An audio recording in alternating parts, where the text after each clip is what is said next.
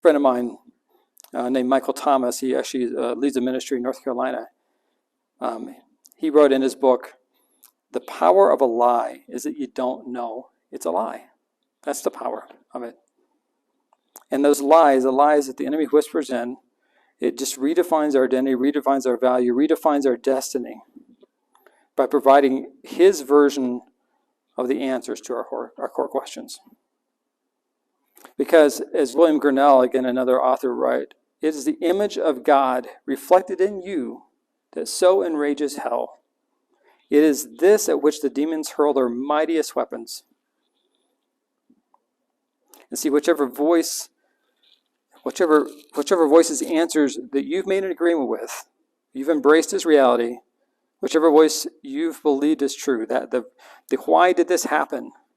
Why did Dad leave? Whichever voice you've trusted is Father.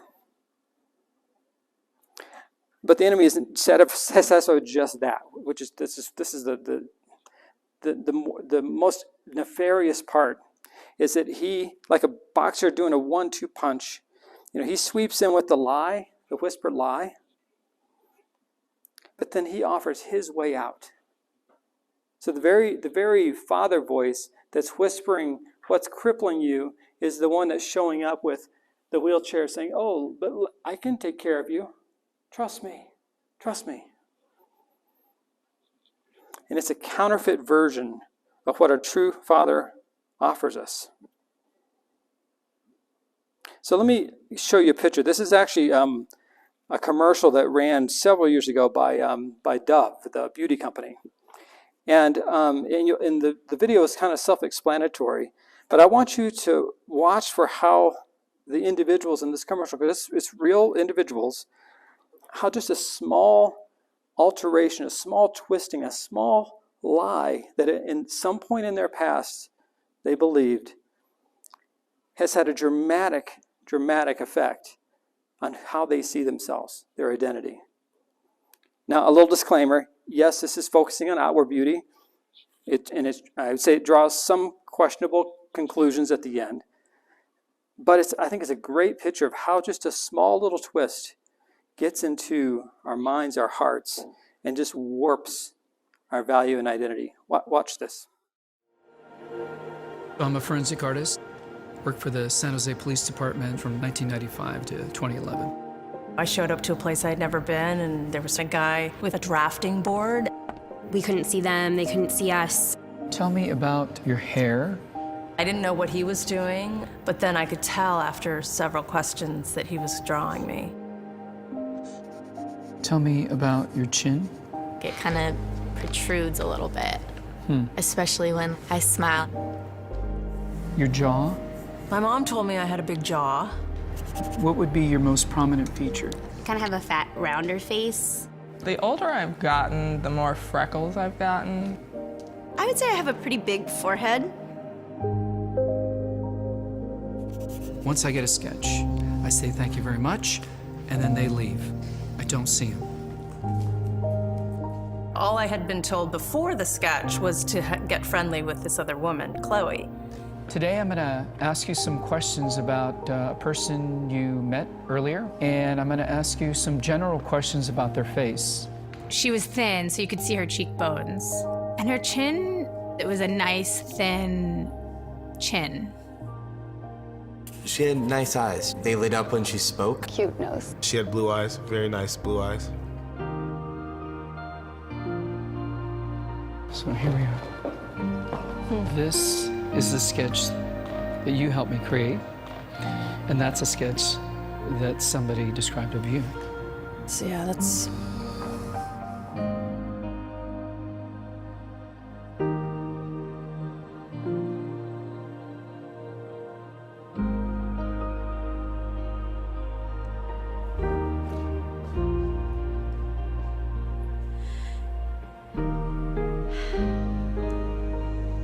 She looks closed off and fatter, sadder too. The second one looks more open, friendly, and happy.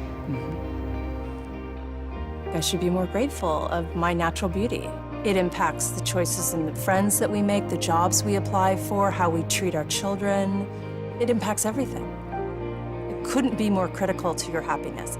Do you think you're more beautiful than you say? Yeah. Yeah. We spend a lot of time as women analyzing and trying to fix the things that aren't quite right. And we should spend more time appreciating the things that we do like.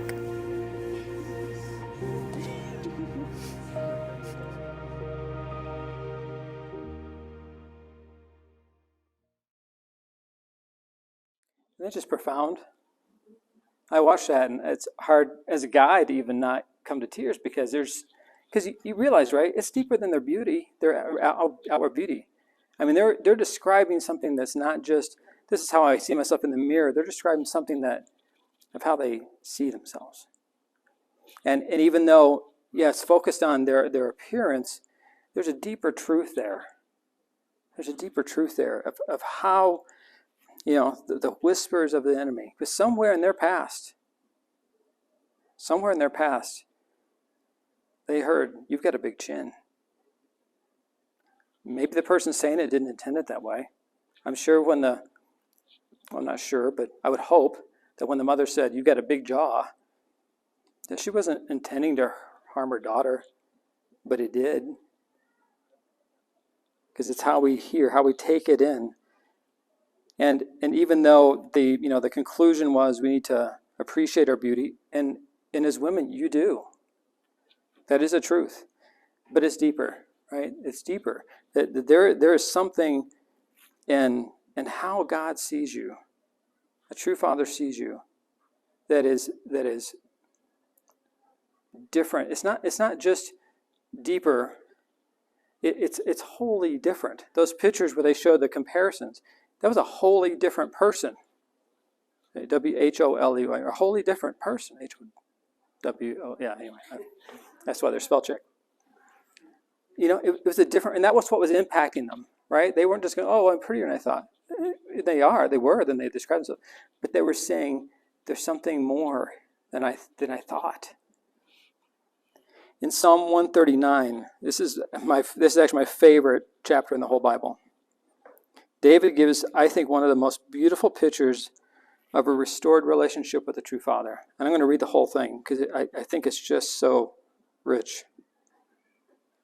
And when I read this, I want you to think about this from the perspective of, here's somebody that knows who he is, he knows his identity, he knows his value, and he knows his destiny because he knows a father. As I said 2 weeks ago, when you believe what God says is true about you, you're actually believing what he says is true about himself. Because when you say, I'm going to believe that you say who I am, I'm going to believe what you say about my value, I'm going to believe what you say about what I'm here for, you're putting him in the place of a true father. You're saying your voice matters more than anyone else. So you're actually allowing God to be God in your life. You're allowing God to be a true father. So I want you to hear as David just lets it out of someone that connects with his father. You have searched me, Lord, and you know me. You know when I sit and when I rise. You perceive my thoughts from afar. You discern my going out, my lying down. You're familiar with all my ways. Before a word is on my tongue, you, Lord, know it completely. Which, a side note, how do you know what someone's going to say before they say it? Because you know them, right? There's a connection. There's an intimacy there. You hem me in behind before. You lay your hand upon me. Such knowledge is too wonderful for me, too lofty for me to attain.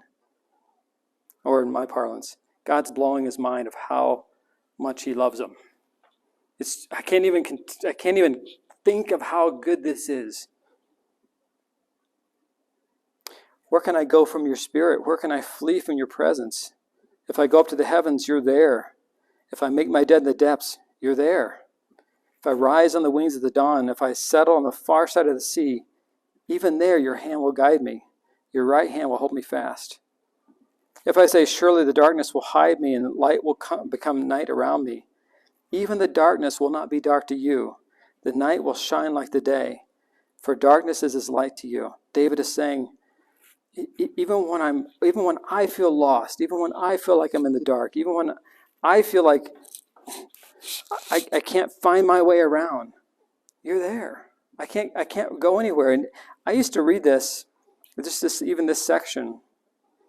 I used to read that as almost like, oh my gosh, God knows everything, and it's like this fear thing, right?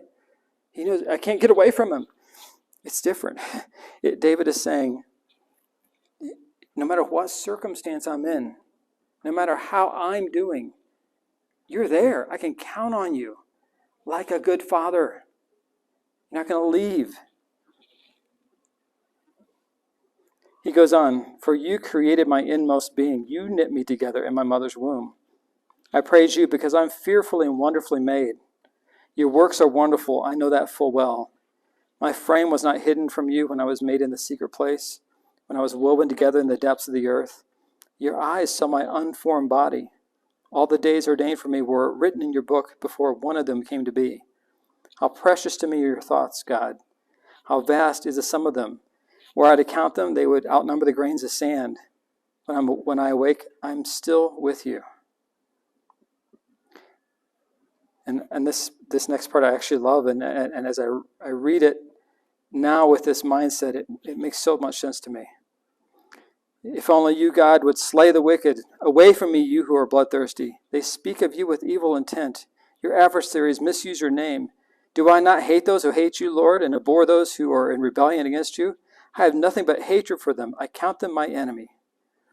I used to read that like, whoa, God's a God of love, and you know how I read that now? If someone's coming against my wife, you know what I'm going to do? You're going to try to hurt her? You got to go through me first. That's what David's saying. He's saying, you're my father. If someone's against you, they're against me. We're on the same side. I love it because it's just such an honest. He's sticking up for his dad, his father. And then he ends, search me, God, and know my heart.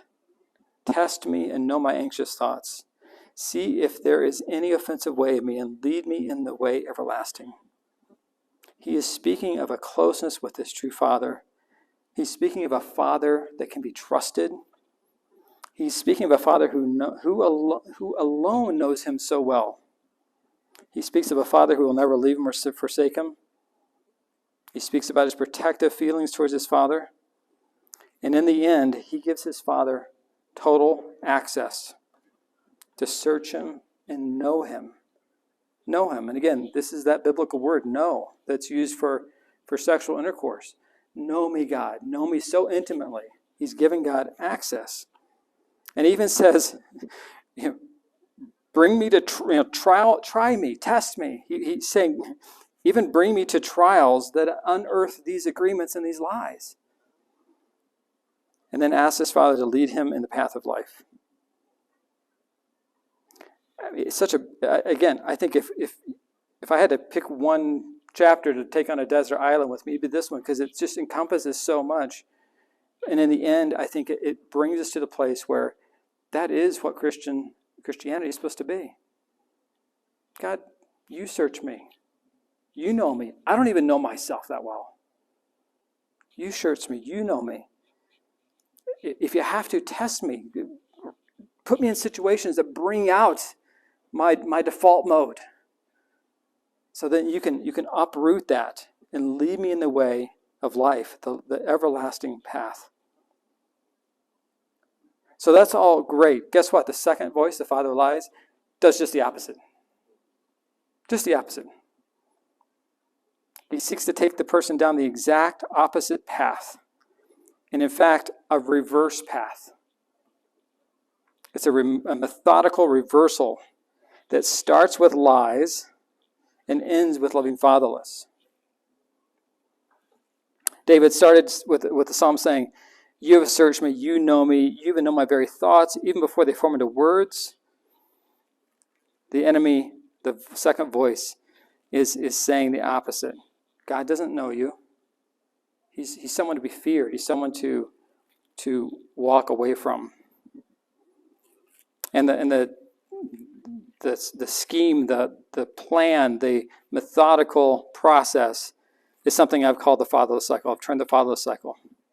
It's a step-by-step system that second voice uses to get us to living fatherless. At the very least, like a functional orphan. Like I said, whenever I have issues and stuff like that, my first knee-jerk reaction is, well, and I don't do this math slowly. That's why it gets me so quickly. Something goes wrong.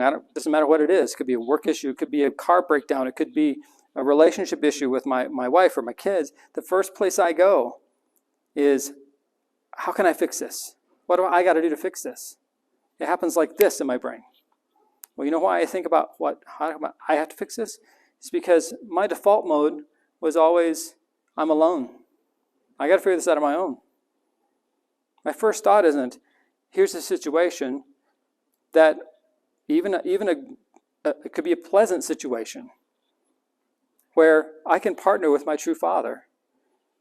And he's smarter than I am anyways. And he loves me. And he's already promised to work all things to my good. Hey, God, what are we going to do about this situation? I don't go there first.